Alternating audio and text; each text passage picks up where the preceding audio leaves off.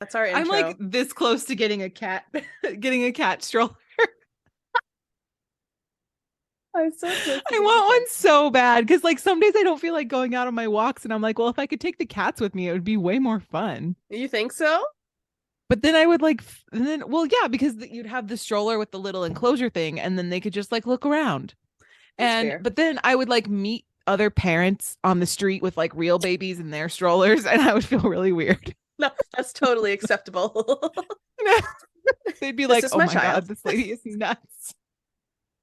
It's not weird unless you make it weird. I think that's legit. That's Uh, fine. That's acceptable.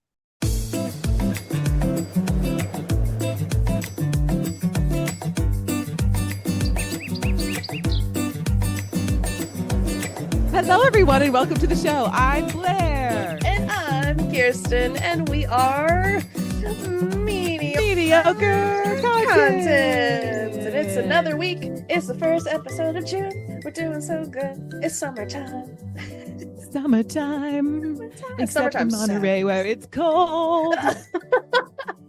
It's pretty dang hot in Rhode Island right now. It's just sweaty and sticky. Gross. I miss it. I miss it. I'm an East No, you Coast girly. I'm ready don't. for it to be warm. I don't know what to tell you. You know what? Every time I say that, when I go to a climate that is not like this, I'm always like, oh my God, I miss it so much. And then I come back to it and I'm like, why do I miss you? This sucks. This is the awful. worst. This is literally the worst. I feel like it's just our way of dealing with the fact that the weather is never what we want it to be. This is true. You caught me. That's pretty accurate. Yeah. Because I feel like when I was in Virginia, I was like, I would love to be anywhere else but here. But then I move out to California and the weather is not as ideal as I originally hoped it would be. And now I'm like, well, I need to go back. Well, I need I to go guess back. this just ruins everything, and I'll be back in Virginia very soon. That's right. Oh my God. Well, so yeah, super excited about so today's episode. yeah, so this episode is inspired by the fact that Chris and I are going to Disneyland in June. So exciting. And I'm very excited. Chris is very excited. Yes.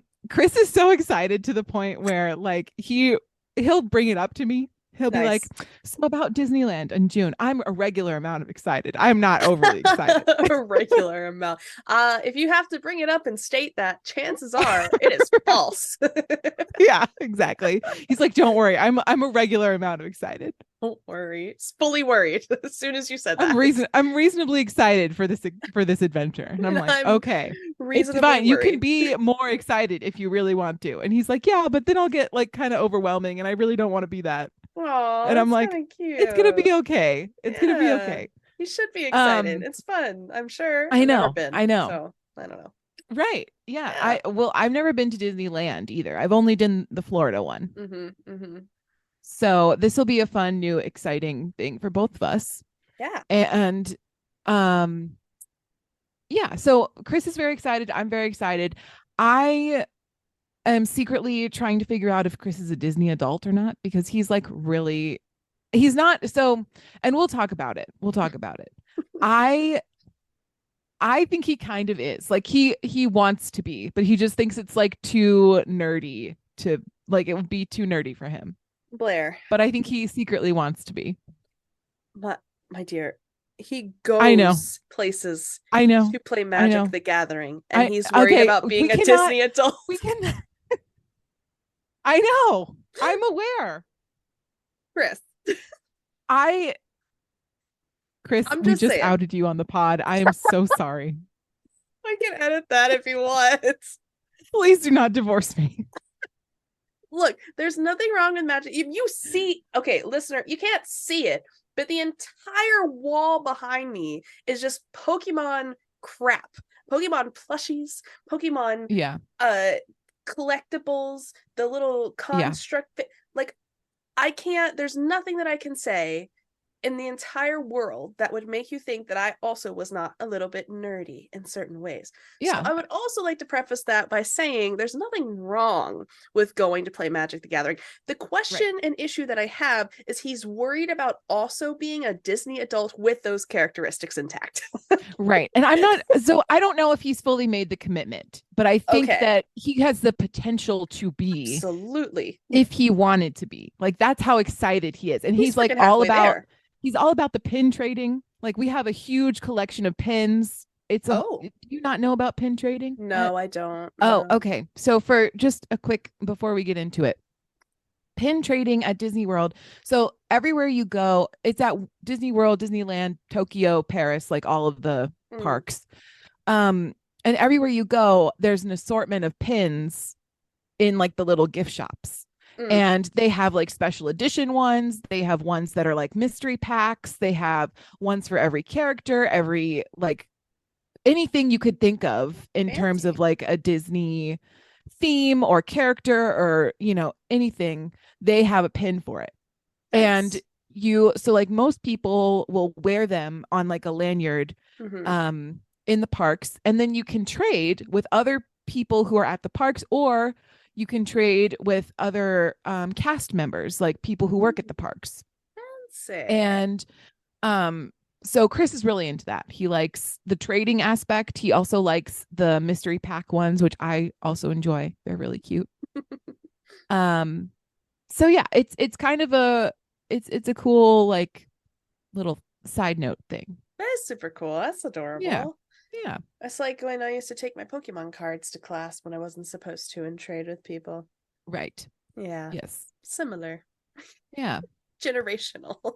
Generational.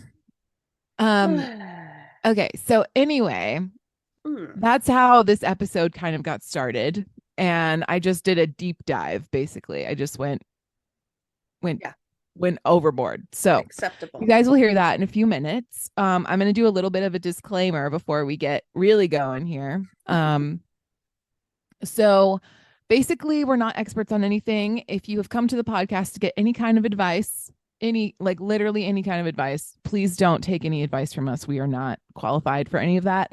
And also, we would like you to learn about things that you may or may not have known about otherwise. Yes. So, but take everything with a grain of salt, you know, be inquisitive, ask your questions. And if you want, you can even like ask us through email or Instagram, like get all up in our DMs. That's totally fine. Yeah. Slide on in. Yeah. Gross. Hey, it is what it is. Or that's what she said. Anyway, it could be either one. We will take both reactions. Yikes. All right. So, but yeah, we encourage you to always do your own research on any topic that we decide to do, even if it's Disney adults. So, with that, Kirsten, please bring us the good news. I'm in the science corner. Yeah. Kirsten's science corner. Might as well be. I'm never going to let it go. I'll never let go, Jack. I won't. Never gonna give you up. Never gonna. Don't rickroll, people. This is not the time for that. All right, sorry. Go ahead. Okay, we're going to Compton for this first piece of good news. Indoor vertical. Why is the giggling? We are not nearly qualified to go to Compton. I am a scientist. I will go to Compton if I want to. Dang it. Right. Go ahead. Indoor vertical farms bring fresh produce and jobs to Compton. See, that was a really nice. That was very nice. I love that. Yeah. Yeah. A little aggressive at the beginning, but we got there. A new indoor vertical farm has opened up in Compton, California, and it is designed to grow up to 4.5 million with an M pounds of leafy greens every year. The Plenty Compton Farm takes up a city block and is described as the world's most technologically advanced indoor vertical farm. The produce is grown in a controlled environment with no sunlight on vertical towers that are almost 2 stories high.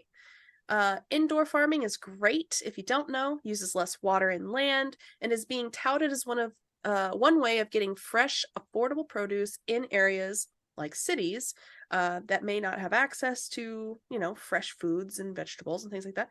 But it also helps create jobs. The Plenty Compton Farm is very committed to making sure that the people they hire actually came from the city of Compton and came from that community. And this is what they've done. It's absolutely amazing. This is from Compton Mayor Emma Sheriff. She's the one that quoted that. And she also said that adding 30% of the farm's employees, or that 30% of the farm's employees live in Compton. So it's a great thing that they're doing. It's hopefully going to take off and become popular even outside of Compton. We've talked about the green cities in previous Good News, where entire cities are being made out of, that material, the moss that can grow. We're making changes, and it's becoming a trend that is, in my opinion, very smart, very inclusive, and is going to really help these communities have access to these things. So yeah. It's good because it creates food and jobs, and both of those things are necessary. So we love it. And honestly, in cities, in my opinion, it's even better to do it there because, again, some of these places just don't have access to that. If you could grow it yourself and you can learn how to grow it yourself, that's a tool that you can use for your entire life, as opposed to, you always buy. I mean, you can buy it from the grocery store, obviously, if you have to, but if you can get it fresh, that's always better. I agree. Good things over there in Compton. Now, we're going to kind of maintain nature a little bit in our next piece of good news. Studies have found that listening to birds sing can potentially improve mental well-being. I love listening to birds. I love birds. I love feeding the birds. Love, love, love, love birds. So do my cats. My cats love birds too. I mean, yeah. Just in different ways. Different ways. When I look at a bird, I don't have the insatiable need to eat it. That's for sure. And I also don't go at the window either.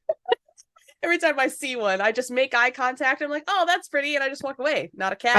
I would like to encourage the listener to Google cat chattering and just live your best life, because it is the most pleasing sound. It's just, I love it so much when they do that. It's the best.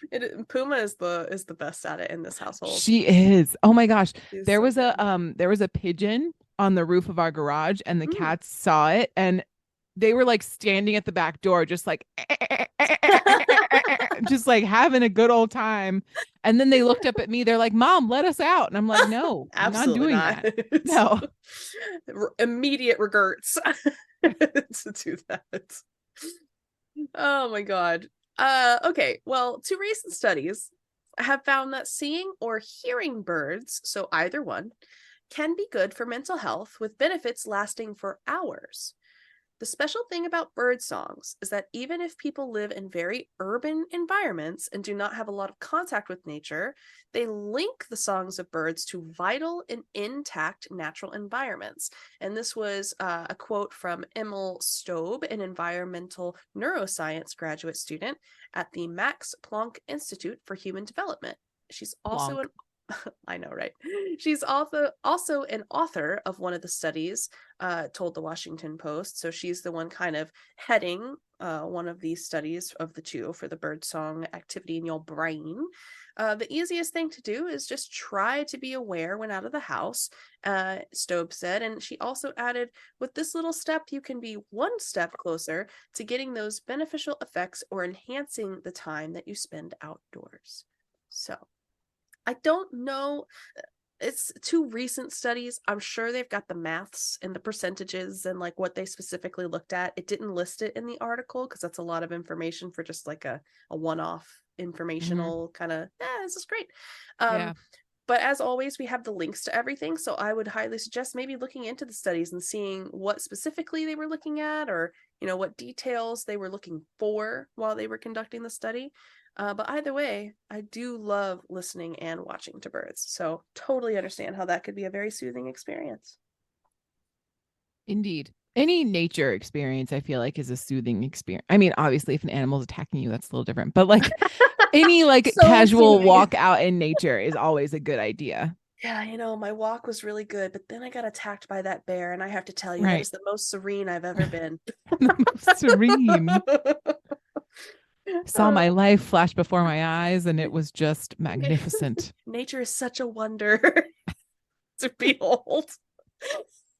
Bear spray. Oh my God. Okay, well, I care more about Disney. Let's go for it. Disney. All right. All right. So, for everyone who doesn't know, I'm going to define a Disney adult for you. So, according to Urban Dictionary, a millennial adult with or without kids that can't stop talking about Disney, including the movies and the parks. Even if they do have kids, they're still way more obsessed with it than their kids ever would be.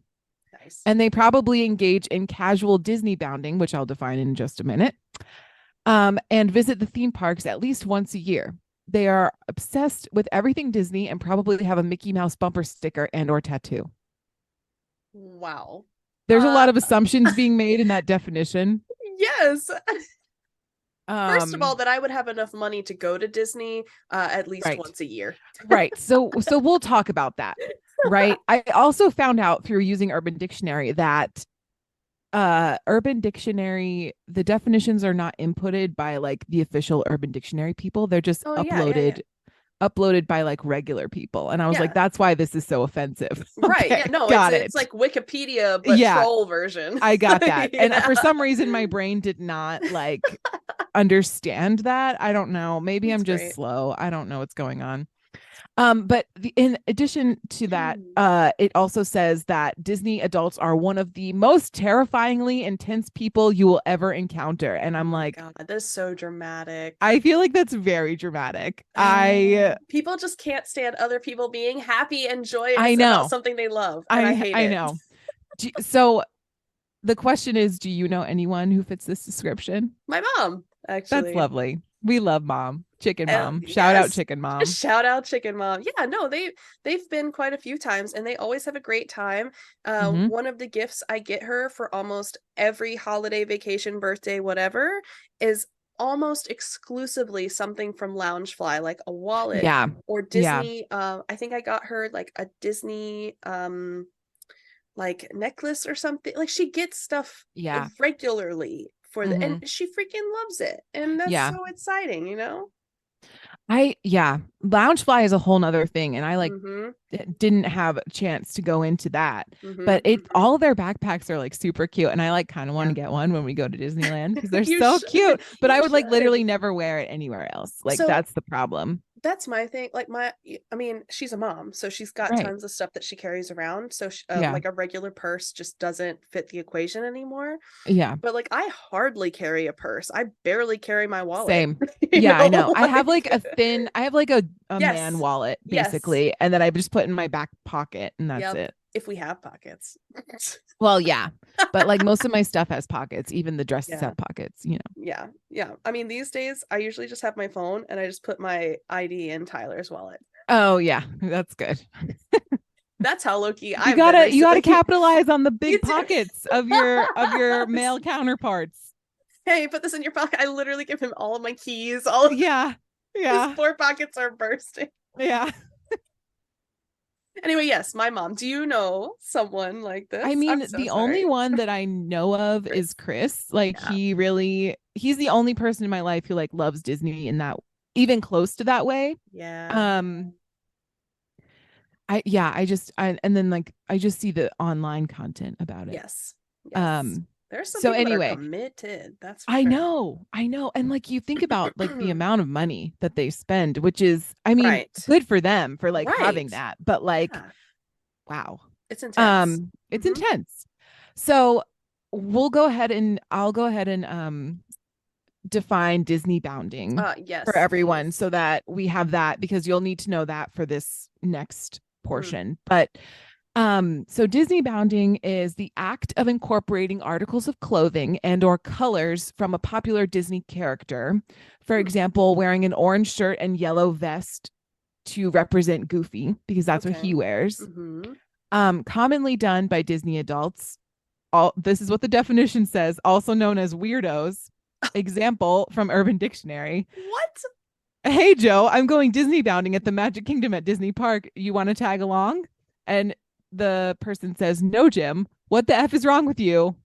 Please stop being weird. And I'm like, why are you guys being so mean on Urban Dictionary?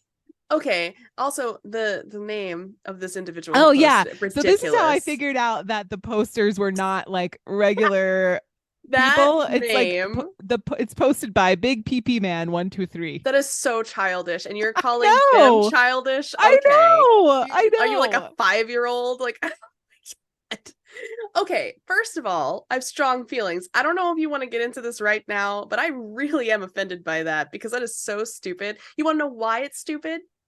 Tell me. Biggest thing, from my understanding, and maybe things have changed, but I doubt it, there is a age limit on dressing up at the parks like one of the cast. And that's why Disney bounding was made a thing, is because exactly. you can't dress up at the Disney parks if you're an adult. Because you don't want to confuse the children. I get that. But what else are adults who are wanting to dress up and feel pretty and excited gonna do? This is the only option they have. Right. Yeah. That's absurd. That's a thing. Yeah, people. Yeah. So we're going to get into it. Yeah. People hate Disney adults. Just people so are the amount, and it was like a perfect storm of internet trickery and terribleness. So we'll get into it, but yes, it's a little extreme. It is extremely extreme. Extreme. Yes. Sorry, so go ahead.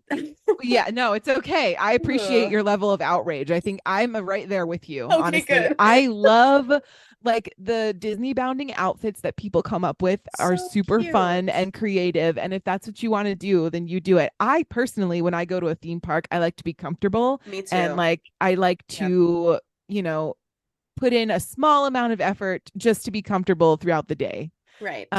So it's not for me. Right. But I get like some people go there and live close to there and like do it for the gram. Yeah. So they want to get like the cute aesthetic pictures, which is great. That's wonderful for them. I love it. Beautiful. I didn't know that's what it was called, but I do enjoy seeing the videos of it. Yes. And there's a huge like Pinterest thing about it too.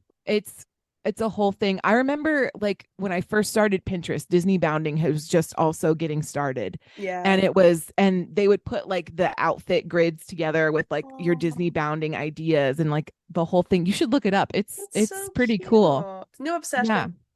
Yeah, totally. New obsession unlocked. Okay, so a fun fact, because we're going to move away from that. Those are your definitions for the rest of the episode. So just keep those in mind. Perfect. Fun fact.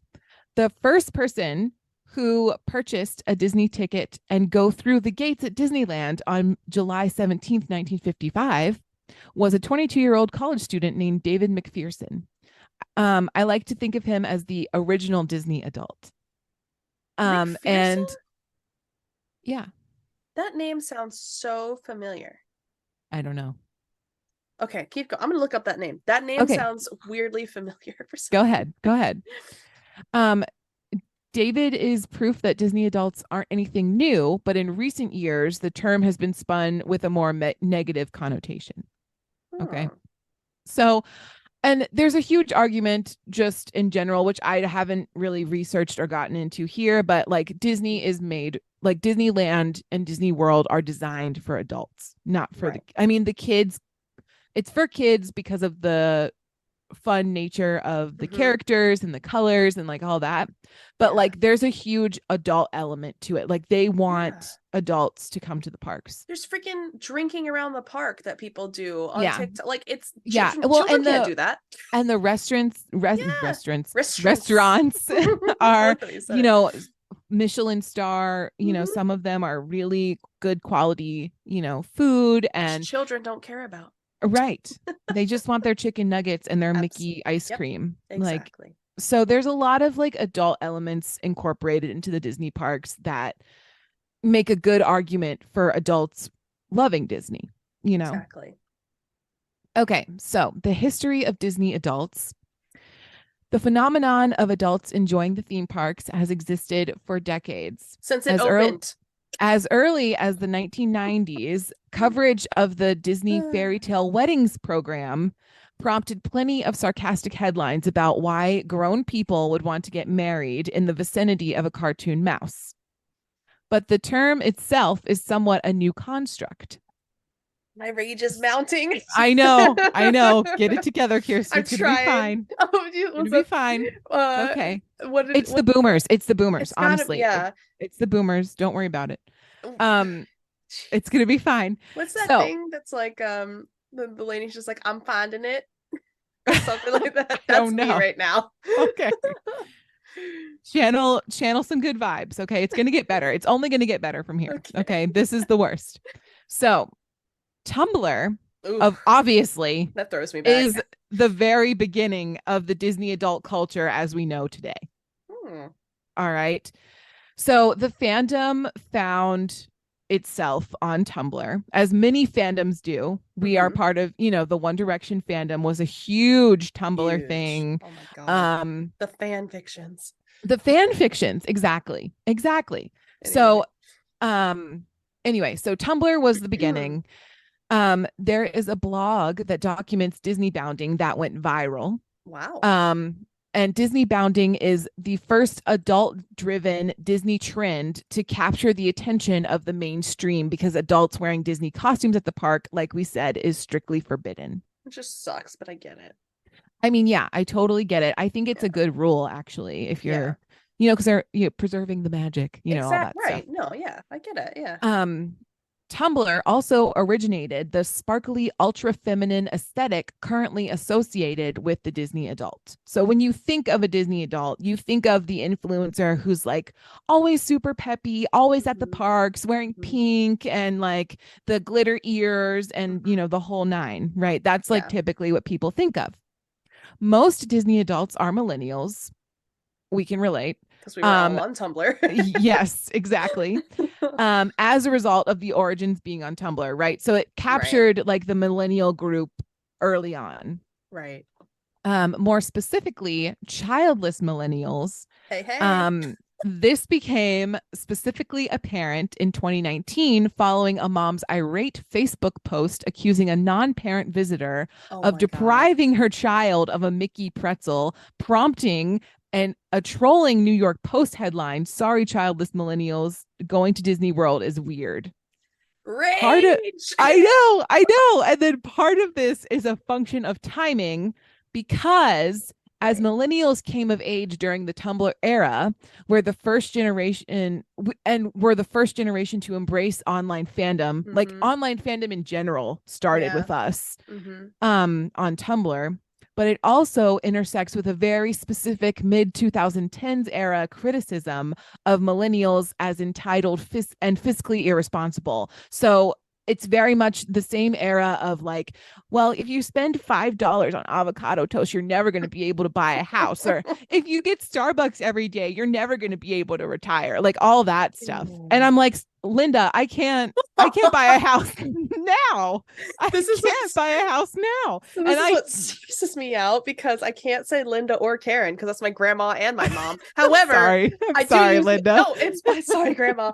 But I do often. I know that they're not all. It's like not all, but some. That's just the reality of most things, right? But boomer mentality is very real, and the Karen mentality is also very real. And I guarantee you, the millennial Karen definitely wrote that headline. Like, are you 1,000%? Are you kidding? 1,000%. The other thing is too, a pretzel, Karen. I know. That's what it's so stupid. It's ridiculous. But like, the other thing too that I think is silly is like the millennials got screwed over in a very particular way that I think we all have like shared trauma about. And honestly, like, I'm over the whole like, oh well, if you can't buy yourself nice things, right? Because then you won't be able to buy a house and have a family. And I'm like, well, what if I don't want to buy a house and have a family? That's totally fine too. I will eat my avocado toast. Right. The other thing is that boomers were raised by Depression era babies. True. And I think I talk about this a little bit later too. But and the Depression era babies, God bless them, they are our grandparents. But they are very frugal. Yeah, And I would agree. very, for good reason. They had Right. they had trauma growing up too, as we all do. Absolutely. We all do. And so I think that like integrated into the boomer mentality of like, well, you can't spend money on whatever you want because, Right. otherwise you're not going to be able to do what you need to do in life. But that's no longer the Right. case necessarily, because as millennials we're making different decisions, and we're Right. also in a crippling amount of student debt. So like, I don't Well, and times change, right? So yeah, like that mentality may have gotten you through whatever you were going through during that time frame and might have helped you raise your family and might have helped you make ends meet. And I totally understand that because you have to do what you have to do to make things happen, right? right, And yeah, everybody's experience with that is very different. However, I do think that denying yourself joy or trying to deny right, others joy because of how you suffered is very sad. right. And we're We're past that. We're we're we're, past we're that, past right? we that. we as millennials have student debt. We have like politicians who don't know what they're doing. We Right. have several financial crises in the last, All the we had time. 9/11. Like, we have a lot of stuff. Well, Okay. and also a lot of even their children and children after lost potentially a lot of childhood experiences because of that. Mm-hmm. Not all of Mm-hmm. them, clearly. Now, I had a Yeah. great childhood, don't get me wrong, but Yeah. there are some experiences that those things impacted. And so now that Right. we're adults and now that we have a little bit of income and now that we have the opportunity, we Right. want to capitalize on things that we might not have gotten to do, Right. and Disney Yeah. is definitely one of those bucket list kind of things that everybody wants to experience at least once. Absolutely. Absolutely. Yeah. Yeah.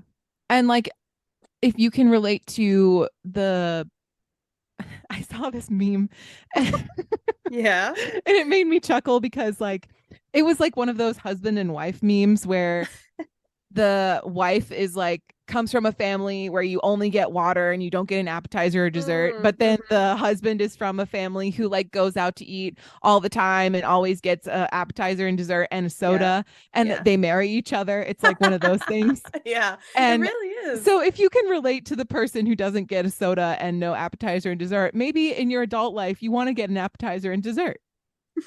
That's all I'm saying. It's just You how want to it go to is. Disney and, experience your life. I don't know. And that's fine. Yeah, Full support. totally. Absolutely. Full support. Okay. So moving right along here. Sorry. This is a great, I love this. This is so wonderful. The I just love it so rage. much. Okay, so from the Tumblr years, we started to see a slow trickle of content on the internet aimed at poking fun at Disney adults, such as the 2014 Bustle article, 9 Things to Never Say to a Disney Adult Fan, and the 2017 viral College Humor video called Disney Adult Fans Are Weird. I was just talking about College Humor in the last episode too. No. With the exception of the video, which features a male Disney fan on a date with a woman, most of the content was directed at young child-free women, which was part of the stereotype and backlash against the wider female-driven indie fashion trend overtaking the net culture Which is at the time. also very specific for some reason. Why is it always women? I know plenty of men that so are into it. let me rant. Give me like 2 more minutes and I we'll will. rant. Okay, I'll hold back. Hold back. There was a lot of judgment on women who participated in Disney bounding and Disney adulting. And, oh, you're enjoying this fun thing and consider it childish. I'm going to make fun of you. Right. And you're a woman? Ugh. And gross. you're a woman? Yeah. So obviously anything young girls like is going to be criticized. We see this in countless fandoms, not just the Disney one. We see it in One Direction, BTS, Taylor Swift. Meanwhile, the average young man is allowed to know the stats of his favorite football team and buy their merch and spend money on tickets to go to games with no social repercussions whatsoever. And the tantrums when things fail or when teams don't win is insane. Yes. As we saw in this past year about Philadelphia, they were like preparing for the worst. Smashing their TVs, city was going to get destroyed. It's absurd. Totally. You don't see Disney fans going around smashing TVs. Certainly I'm not. saying. No, we're just eating our ice cream and jumping around the parks like a lunatic. Yeah, which is fine. fine. Having a lovely grand time within the park's rules and regulations. Yes. So although anti-Disney adult sentiment has been circulating, the term Disney adult didn't actually enter the vernacular until about January 2020, when a Reddit post surfaced with the headline, "Disney adults are worse than any other cringe group of people." Which I would disagree, to be honest. Yes. There are plenty of other obsessions that are thousands of cringe points above Disney adults. I agree. I totally agree. And you know, and we grew up in like the golden era of Disney, right? We had like the Lion King. Pixar was just taking off with Toy Story. Like it was, look, the princesses, like, don't even get me started. If they're upset that people who grew up on Disney can't get enough of it as adults, they have to blame themselves, because that's when all of this stuff was coming out, all the toys, the videos, the spin-off TV shows. Technology was going crazy. Disney Channel was developing young teen content. Yes. Like, come on. Like, Lizzie McGuire movie? You can't even get me started. This is the material that raised us to a point, right? To a point. So you can't be mad. You've let us watch it. That's right. This is your fault. And obviously we don't know if who is actually, like, I'm sure there's some people within our age group that also think this is cringe. Like, it may not just be elders that think it's cringe. And that's fine. But there's also people that I would also like to think that this is not, how can I say this? I've never been approached, or I don't think my mom has ever been approached by someone who's like, "Oh my God, are you a Disney adult? Oh my God, grow up!" Like, that doesn't happen. That doesn't happen. So also, this could just be a lot of hype around a couple of comments or a couple of things that are trying to just spin off. It's how definitely the internet does. An internet thing. Yeah, it's definitely an internet cyberbully situation for sure. Right. Because you just don't meet people, as far as I'm aware, that just could be like, "Oh my God." Right. Yeah. Nobody's ever going to say that to your face. Like, and that's if they do, then they've got bigger problems. Clearly. Bigger issues. Yeah. So anyway, in the next half, we're going to discover why Disney adults are considered so cringe and hated on the internet. In the meantime, we'll just give you a nice little ad and reserve your rage for the second half. Okay? I'm finding it. Bye. Welcome to the ad segment of this week's podcast. Normally, we have something witty to say that would segue you into the second half of the podcast, but not this time. For this ad break, we've created a random groove segment built exclusively for the vibes. Enjoy these calming tunes before you come re-immersed in all things mediocre content.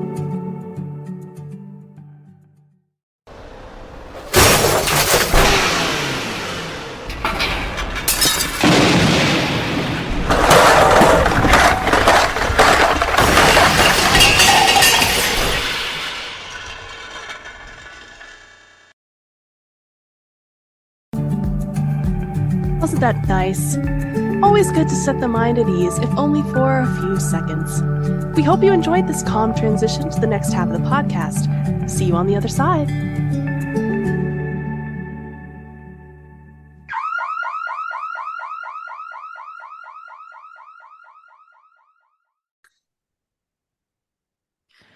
I hope you guys saved your rage. Kirsten is still enraged for the second half.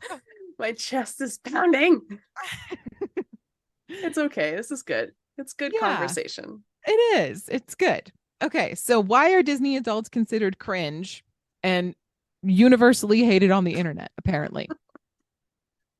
So, as it turns out, there's a real moralistic judgment of Disney adults. Gen X and boomers want us to buy houses and start families. We've kind of touched on this already. And we will not get into that here because I know how hard it is to buy houses and start families in the current market and afford a house, and how expensive it is to raise a family. So just from a cost perspective, people are, the money spent on Disney is probably not going to make a huge difference in terms of like you buying a house. If you're putting it back in and then you're building families, it's all about economy progression. That's really the only in my opinion, I'm sure there's others, but the main one for Yes. me is always got to stimulate the economy. And I'm like, well, I think I'm good.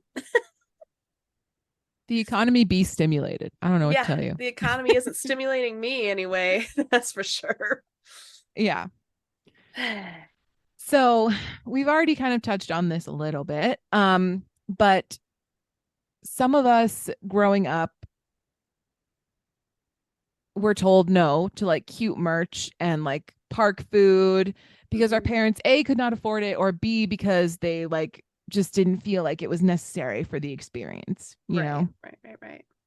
And boomers and Gen Xers probably would have felt uncomfortable buying a Toy Story alien popcorn bucket or like freely professing Their love their of Robin love Hood. for Robin Hood. I didn't really Um, like Robin Hood that much. I don't know I, you know, it wasn't my cup of tea, but I why. did see it.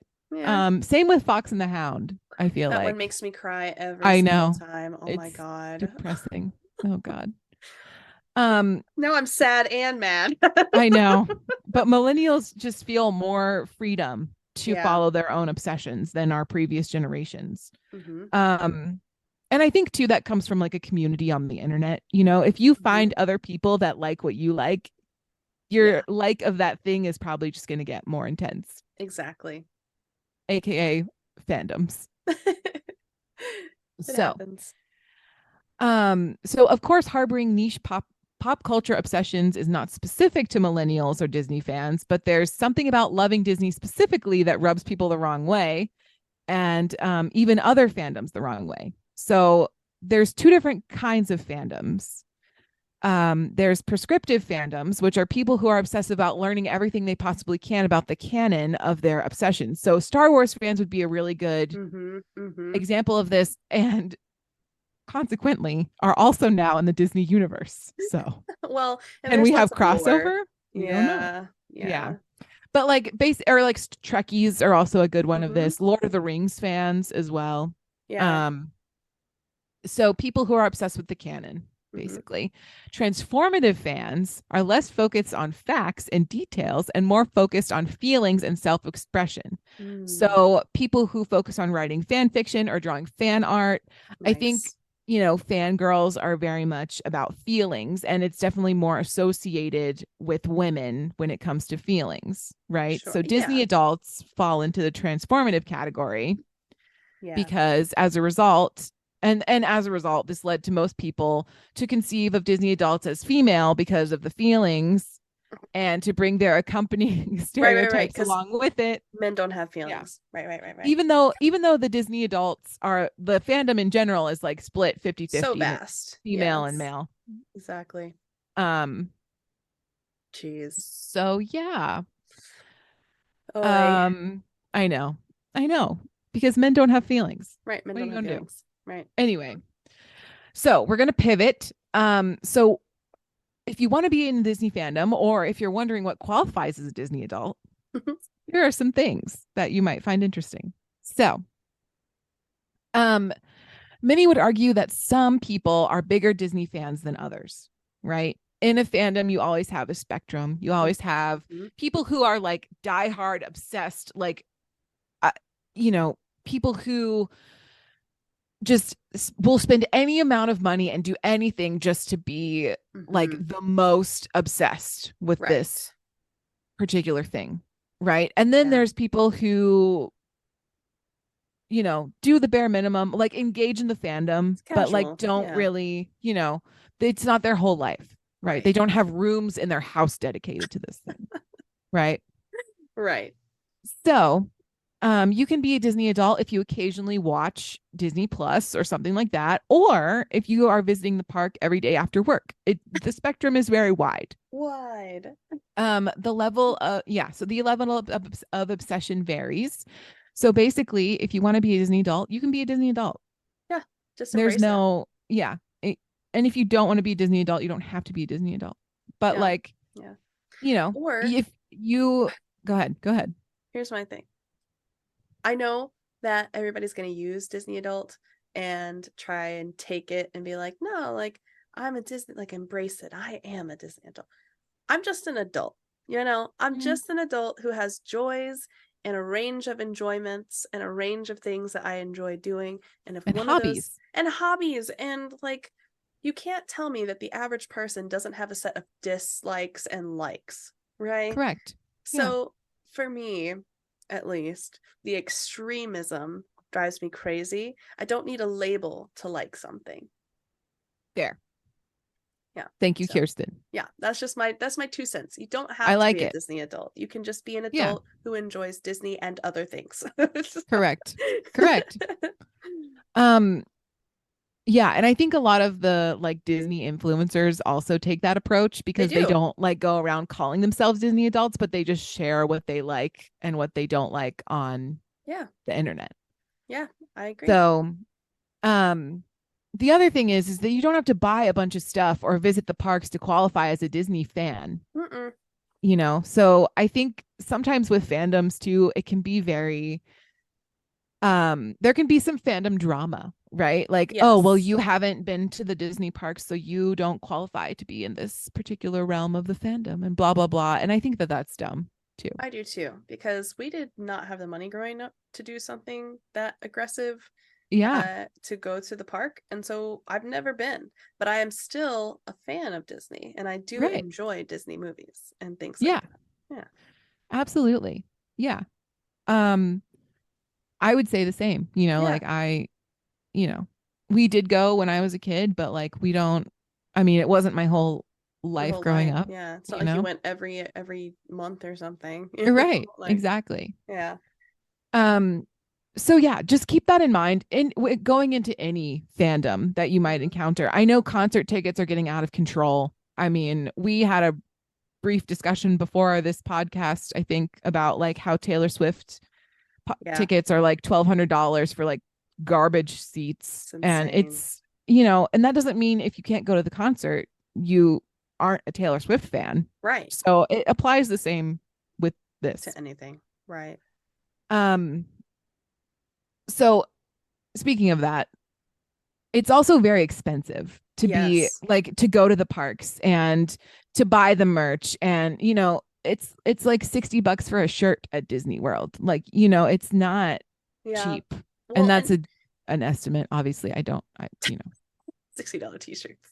it's a little bit of an exaggeration, maybe. I don't know. But also, it's not even, if you don't live there, it's not even just the cost of being in the park or getting anything to like take home as a souvenir. It's also getting there and staying there and then getting back. And, you know, like, Exactly. because even if you don't have children, you still have a life, you still have bills, you still have expectations financially. So they could still be a strain. True.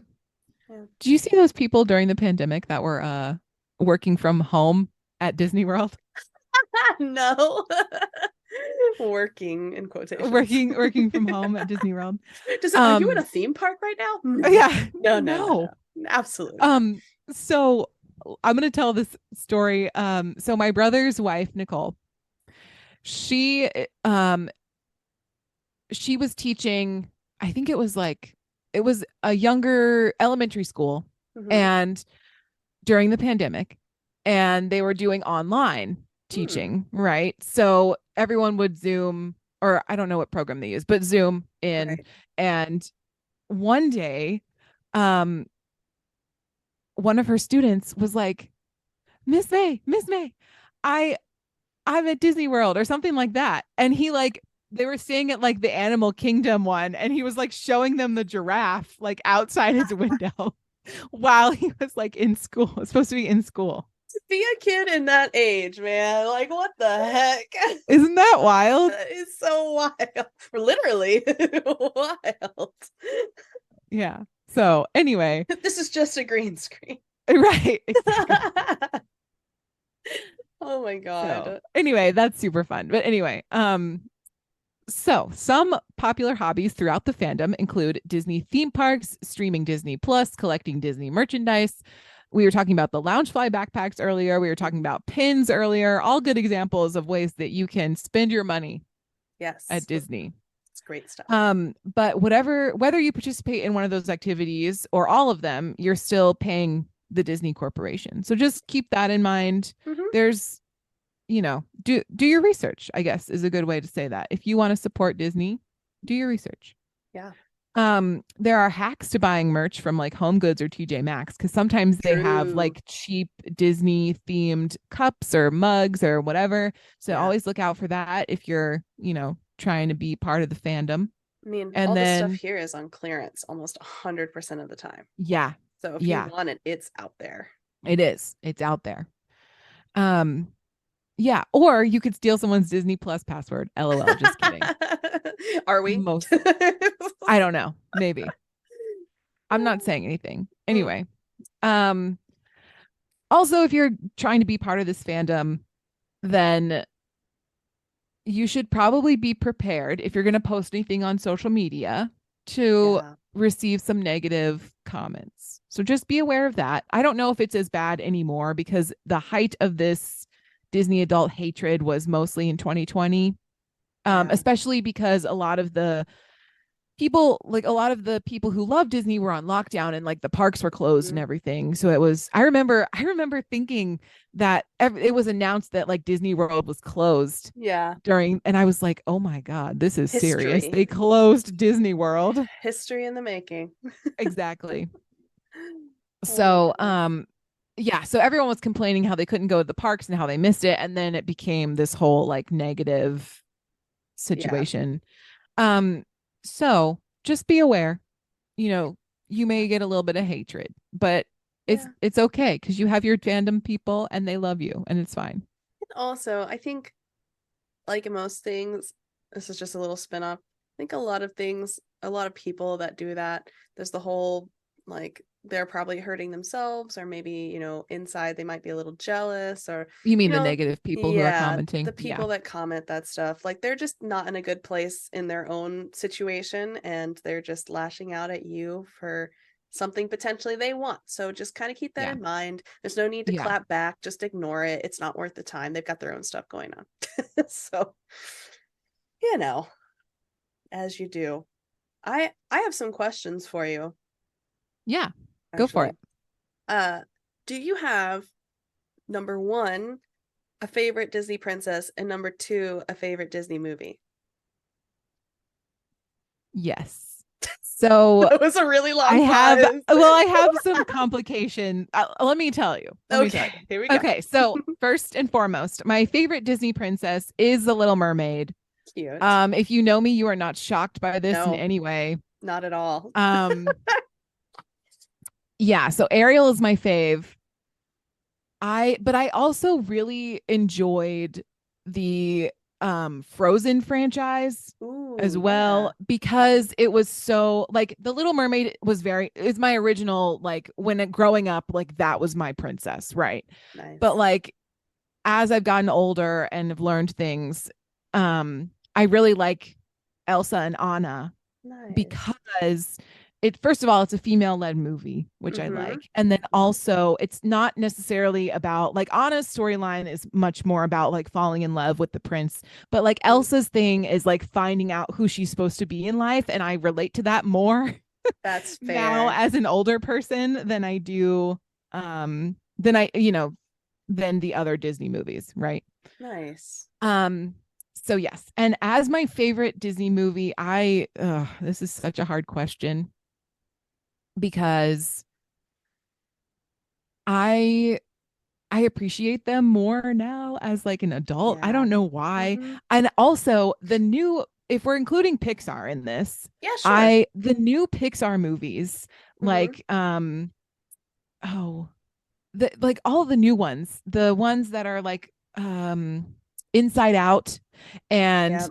um Turning Red and the There's some like good those ones. two particular are so like deep, like Yep. way deeper than I was prepared for when originally watching those movies.